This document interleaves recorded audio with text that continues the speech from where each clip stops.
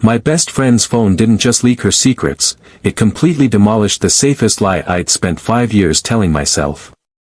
We were 45 minutes outside of Savannah, Georgia, suspended in that sticky southern limbo between an overgrown pecan orchard, a rusted metal scrapyard, and a gas station that looked like it had shuttered its doors during the Ford administration. The air conditioning in Maya's sedan was humming a low, desperate tune, struggling against the heavy Georgia heat, and the steering wheel felt warm and slightly slick under my palms. I was driving because Maya claimed my old pickup truck rode like an angry lawnmower, and we were already dangerously close to missing her sister's wedding rehearsal dinner. She was curled in the passenger seat next to me, one bare foot tucked beneath her oversized denim jacket, her dark hair held together by a plastic claw clip that was losing its grip on reality. A half-empty bag of sour peach rings was balanced on her knee. To anyone passing us on Route 17, we looked like two normal adults traveling to a family wedding. We weren't. Or at least, I wasn't. I'm Julian Vance. At 26, I spent my weekdays coordinating historic architectural restoration projects, which is just a fancy way of telling clients why their reclaimed timber is late, and my weekends wondering if I'd settled into a comfortable rust. Maya was 25. She was a brilliant landscape designer who could make a patch of wild weeds look like a royal garden, and she possessed a laugh that could startle a quiet library into joining the conversation. We had been best friends for 5 years. Best friend is a highly convenient shield. It's the linguistic equivalent of looking directly at a solar eclipse through a cheap pair of cardboard glasses. You pretend you aren't getting burned because you've got a little sliver of dark plastic between you and the fire. I told myself daily that I loved her like a sister. It was a massive, exhausting lie, mostly because I had never once spent an entire dinner staring at my sister's shoulder blades when she leaned across the table to grab the salt shaker. We met in college. She sat next to me in a lecture hall during a brutal 8 a.m. history class, slid a piece of paper across my desk that had a hilarious drawing of our professor as a pirate, and whispered, "If he says, historical paradigm, one more time, I'm boarding his ship." I choked on my cold coffee. She smiled like we'd just signed a lease on a getaway car. After that, she became my anchor. She was the one I called when my mother got sick, when I got my first real promotion, and when my college girlfriend packed her bags and left me a handwritten note that read, "You're incredibly stable, Julian, but I feel like I'm dating a very polite brick wall." Maya had read the note, patted my shoulder, and said, "That is a terrible metaphor. Brick walls are highly sought after in historic preservation." Now, half a decade later, we were still spinning in the exact same orbit.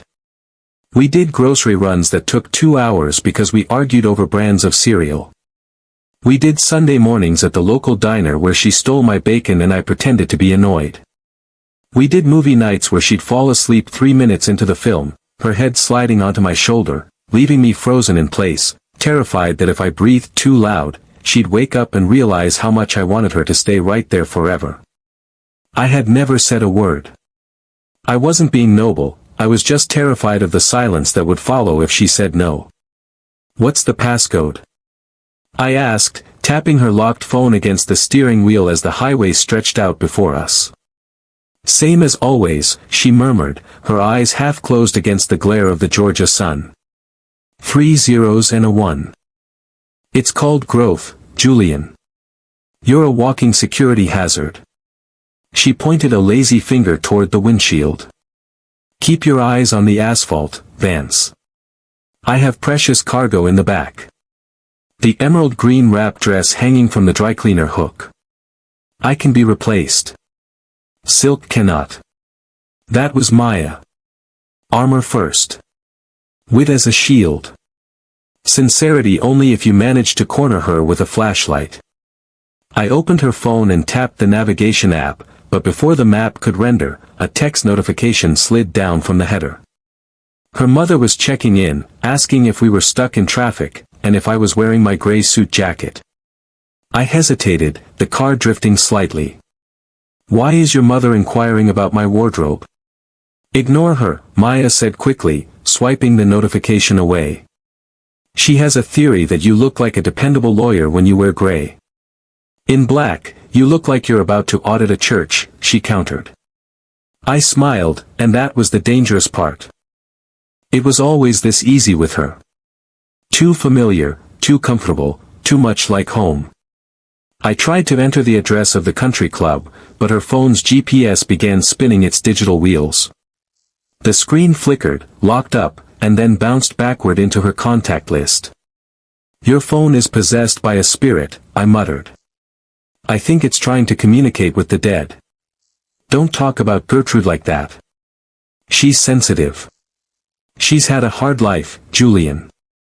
I reached out to close the Contacts app, but my thumb froze over the glass. My own face was staring back at me. It was a picture she'd taken at a backyard barbecue 2 summers ago. I was squinting into the sun, holding a pair of tongs, covered in charcoal dust, looking entirely unpolished. But it wasn't the photo that stopped my breath. It was the name she had saved me under. It didn't say Julian. It didn't say Nate. It didn't even say emergency contact. It said, do not text him drunk. For a second, the highway hum faded into static. The afternoon light filtering through the pine trees seemed to stop midair. I read the words again. Do not text him drunk. My fingers tightened on the steering wheel. Maya must have felt the sudden shift in the cabin's gravity. What? She asked, her eyes instantly scanning my face. I didn't answer. Her eyes darted from the road to the screen in my hand, and then up to my face. The color drained from her cheeks so fast it was almost violent. Oh, she whispered. It was a tiny, fragile syllable, but it felt like a detonator. Give me the phone, she said, her voice dropping an octave, her playful demeanor vanishing instantly. I held it slightly out of her reach. I just knew that if I handed it back right now, the curtain would fall, the lights would go out, and we'd spend the rest of our lives pretending we hadn't seen the monster in the room. Maya. Julian, give it to me right now. She unbuckled her seatbelt and reached across the center console, her shoulder brushing against my arm. Sit down, I'm driving 70 miles an hour. Then pull over before I commit a federal crime. It says do not text him drunk, I said, the words finally crossing my lips.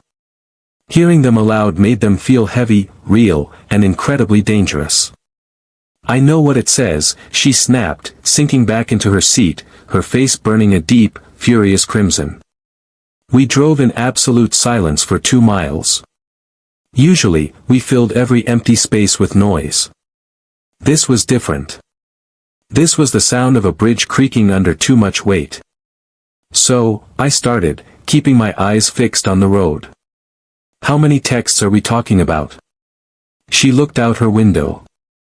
I never sent them. That wasn't the question, Maya. Julian, she said, her voice dropping into a quiet, defensive register. Can we please not do this while we're hurtling down a highway? You are an electrical hazard. Likely to cause poor judgment after 2 margaritas. I swallowed, my chest tightening. What kind of poor judgment? She turned her head to look at me. It wasn't her usual quick, mocking glance. It was a long, slow look, the kind people give when they're standing at the edge of a high dive, trying to decide if the water below is deep enough. I knew every detail of her face. I had seen her through terrible breakups, professional disasters, late-night cram sessions. But I had never seen her look this defenseless. Then, her phone buzzed in my lap. It was her cousin Clara, texting her, did you tell him? Please tell me you didn't spend the whole drive pretending you're just his buddy. You cannot be my maid of honor if you're harboring a secret Victorian pining. Maya let out a sound that was half sob, half gasp. I pulled the car onto the gravel shoulder so fast the tires kicked up a storm of red Georgia dust. I put the car in park, hit the hazard lights, and turned off the engine. The ticking of the hazard lights was the only sound left, steady and rhythmic like a countdown. Maya, I said, my voice rough. Are you in love with me? Her eyes welled with tears. She looked down at her hands, her shoulders shaking slightly. Please don't make this weird. I can't lose you, Julian. I really can't. This is the part where we say nothing changes, and then everything changes. You start dating some elegant woman who wears linen pants, and I become the awkward friend who made a mess of things at a wedding. That is a very specific scenario. I've had 3 years to think about it. The words hit me like a slow, physical wave. 3 years. All those nights. All those times she brought me coffee exactly the way I liked it. All the times she listened to me complain about dates that didn't matter, while she sat on the other side of the couch, keeping her own heart under lock and key. I let out a breath that was almost a laugh. Maya flinched, pulling her hand back. Glad my existential dread is amusing. No, I said, grabbing her hand again, firmer this time. I'm laughing because I am the biggest idiot in the state of Georgia. I didn't tell you because I was convinced you only saw me as the guy who helps you assemble flat-pack furniture. I've been in love with you since we painted your first apartment, Maya. I've spent a massive portion of my 20s pretending I don't want to hold your hand every time we walk across a street. She stared at me, her mouth slightly open. You're serious? I am incredibly serious. I'm improvising under intense emotional duress here. She laughed then, a real, wet laugh that shook her shoulders. I couldn't stand the space between us anymore. I unbuckled my seatbelt, leaned across the console, and cupped her face in my hand. Can I kiss you? I asked. If you don't, I'm getting out of the car, she whispered. I kissed her. It was soft at first, a quiet question we'd been waiting 5 years to ask. Then she reached up, her fingers tangling in my hair, pulling me closer, and the question became an answer. She tasted like peach rings and summer heat, and when we finally pulled apart, my heart was racing. We have to go, she whispered against my lips, though she didn't move away. We're 30 minutes late.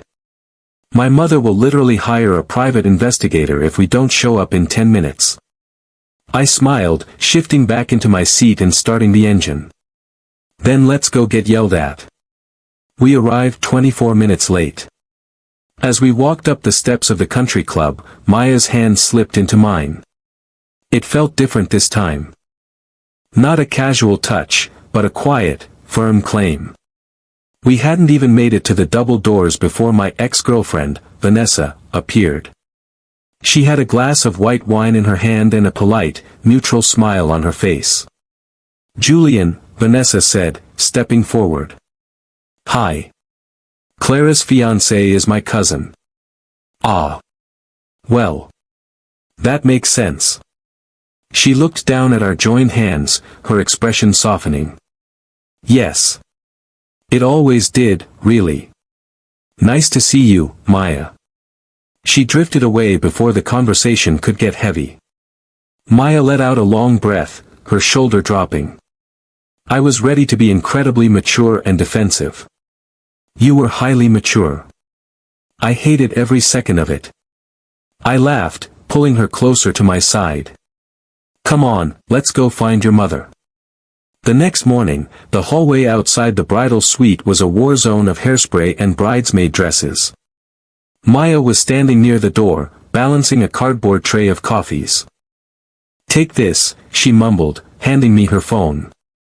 The screen lit up with another message from Clara, asking if her newly acquired boyfriend was bringing the extra ice. I smiled, opening her contact app. My name was no longer Do Not Text Him Drunk.